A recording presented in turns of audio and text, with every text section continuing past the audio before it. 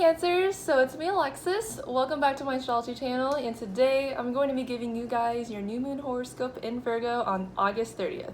So if you're a Cancer sun or rising, please watch this video because this video is for you.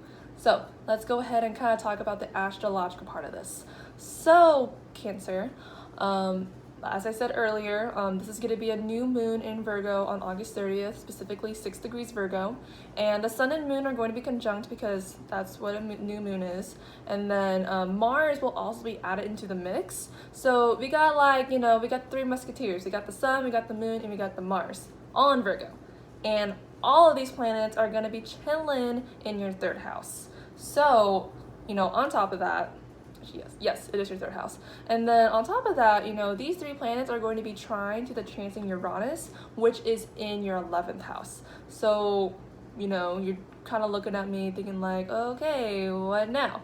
This is how the new moon is going to be personally affecting you guys. So the third house is going to be the house of like your mindset. I think of, your immediate learning environment, like school, your grade school is in this house, your siblings are in this house, neighbors, classmates, your mindset, the immediate environment that you're in. I also think of the third house as the house where it shows your childhood when you're not in the house, because your childhood is kind of divided into two things: childhood in the house and out of the house. And the third house is out of the house because a lot of your childhood is spent in school, hopefully, and and that is outside of the home.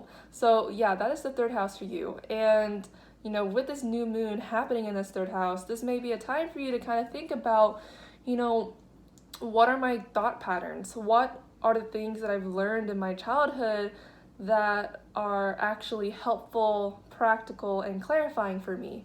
And then you have to think about what about what is it about my early childhood that made me think in such a way where it wasn't really helpful, it made me anxious, and it's not actually practical at all. So these are some things that you may want to think about for this new moon. Maybe this is a way for you to kind of write some new thoughts, or maybe adopt a new mindset.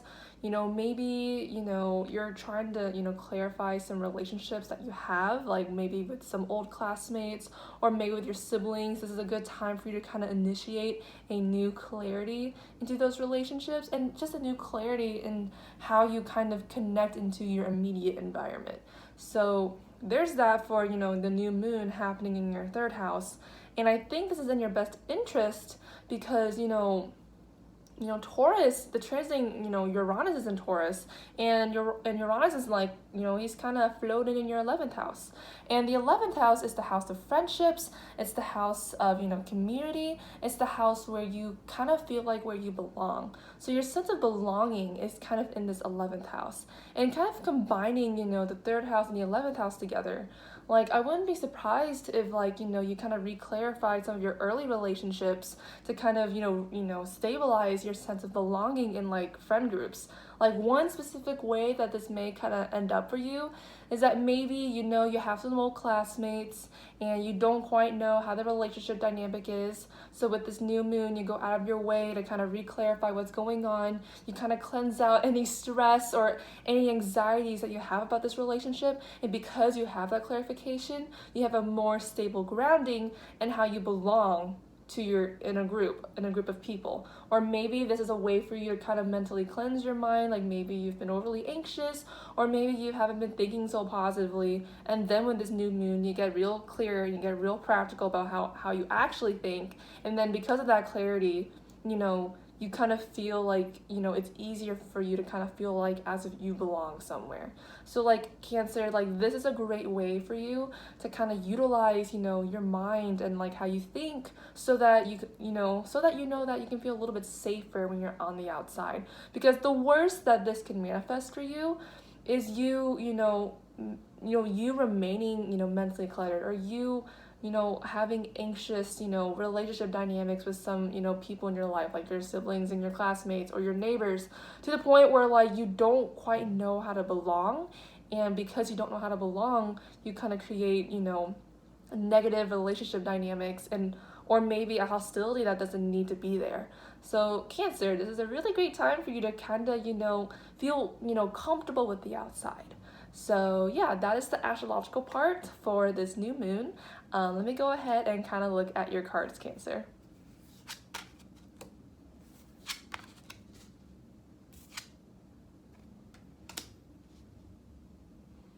Ah, yes, I think, oh, this matches. Wow, this is nice. Okay, so Cancer, like, this is kind of what happened with, with the Gemini reading that I had in the last video. Like my deck is really telling you, like, hey, it is really in your best interest to kind of do this right now. So let me explain. You got the Sun card, yay. Look at that little person being like, wee, I'm so happy. Here is the Nine of Cups. And then you got the Ten of Coins reversed. Another sign got this card earlier. Now, Cancer. You are going to be so happy. I mean, literally, you're going to be so happy if you really take a mental cleanup of your mind, or at least, you're going to be really happy if you go out of your way to clarify and cleanse some relationship dynamics that you've had with, like, people you've met growing up, so like classmates, childhood friends, siblings, etc., etc. Because, when you clear those things up, you're going to have the Sun card, so, like, lo and behold, you're going to have a more positive outlook on your life. This also gives me the inclination that maybe you've been a little bit pessimistic about life. Maybe you've been thinking a bit more negatively, and because you've been thinking so negatively, you've been struggling to connect with other people, and because of that, you can feel lonely and sad and all that good stuff. So, with the Sun card, my deck is telling you, like, hey, Cancer, look up, be positive, try your best to be positive. I know the world sucks, and you know it too, but god damn it, if you want to be happy, like, it starts with your mind. It starts with how you think about it. And if you do that right, if you think, if you think in such a way where you allow, positivity to come into your life, then yeah, positivity will come into your life, and that will specifically come in the form of the Nine of Cups. And when I see the Nine of Cups, it's a really positive card because this is a card where people can, share their feelings and be comfortable doing so. When I see, the Nine of Cups, I think of, a joyful, emotional intimacy. And Cancer, you know that you want that so badly. So, like, having the ability to be comfortable to share your feelings with someone, like your friends maybe, or a community, or your siblings, stuff like that, that nice, happy, emotional intimacy is something that you really, really want right now. And by having a more positive outlook of people and, just having a positive mindset in general, it can really help you, build that emotional intimacy that you really, really want. Now, it's not going to be that easy though, because, with the Ten of Cups, you have to dismantle some negative ways of thinking or some negative perceptions of, like, the relationships that may be involved in this. Again, I wouldn't be surprised if it was, like, your classmates or your siblings and stuff like that. Maybe for a while now, you've been thinking negatively, and that negativity has, built up into an ugly pile of, like, negativity. And because of that negativity could be somewhat taking over your life, and, you're sitting here like, this sucks, this doesn't make me happy, but it's so strong now, I don't really know how to get rid of it. And, with the Ten of Coins reversed, you gotta punch it at the bottom. You gotta break the foundation. Because again, like, I think I've mentioned this in my Taurus video or my Aries video. In one of the earlier videos, I told them, like, hey, bad things can last long if you put the effort to make it last. I think it was for Aries. Cancer, being the crab, you can keep things for really long. You are so good at not letting things go, for better or worse.